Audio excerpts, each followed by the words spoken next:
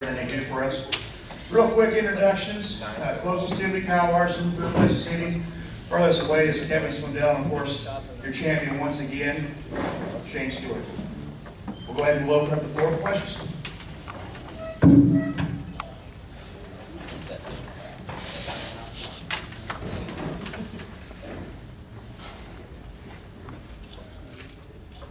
Questions? All at once. Yeah. Go ahead, Barry. Kurt?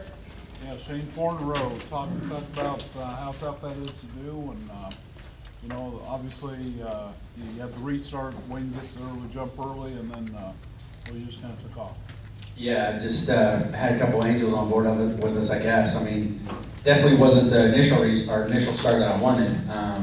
You know, typically the guy on the bottom gets a pretty good jump, and Wayne was able to get some good grip up there, and you know, obviously that was key, and man, I didn't want to see the yellow and the red, especially. I blew a power steering line coming for the only yellow that we had, and it wasn't much of time to drive after that. And of course, when the red comes out, and Paul's telling me I need to do this and that, and run the line, and I'm like, man, I can't. Like, that's all I can do to hang on to it. And of course, to see the 71 and the 1, I knew Kevin was going to be pretty good on the bottom, and you never know about this freak over here where he's going to come from, because he comes from out of nowhere all the time. But you know, extremely difficult to win any type of race like this, and you know, we're just very honored and privileged to be able to drive a 57 and have the sponsors that are on board with us, and of course having Paul. And you know, Kyle, I can tell you, there's nobody in the pit area that works as hard as Paul does.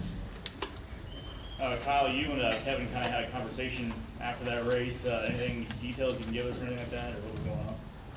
No, we were fine. I was just frustrated because I had a run on him. I knew he was going to block me. I was just hoping I could get far enough in there, and just ran out of room and had to shoot through the infield. I was only frustrated through after the checker. Once he pulled the pits, I was fine. I had some really good restarts there at the end. Was able to get to third from fifth. I followed Kevin around the top, and then I figured he was going to go back to the top. So I was sitting pretty in third, to run the bottom, because I figured Shane was going to slide across and then leave me a whole lane. And we just drag raced in the 3 and ran out of room. But oh well, we'll take a third. Third's better than second, actually. I'll take it. Shane, I'm just curious, did you have any idea what Kevin was going to do on the restart? I'd like to also think what Kevin's strategy was on the last lap as well, on the last restart.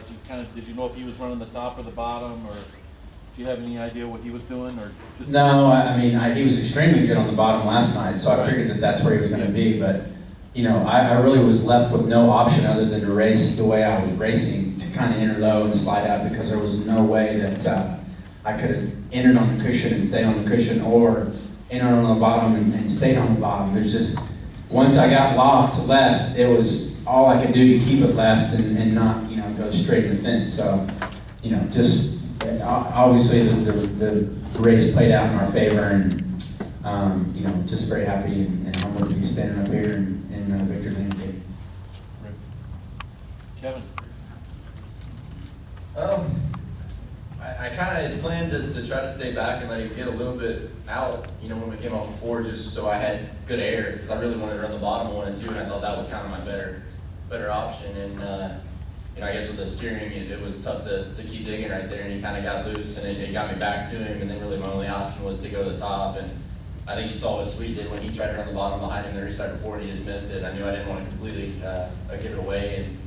And Larson kind of was in the good spot of, because I have to go the opposite direction, he gets to go to the air. So, the top wasn't the perfect option, but if he didn't make a good bottom, then I was probably in pretty good shape to have a run on Shane. But, when he got beside me, my really only option was to try to shut his run off and then try to get clear and maybe get back to him. But just ran out of laps. Any other questions?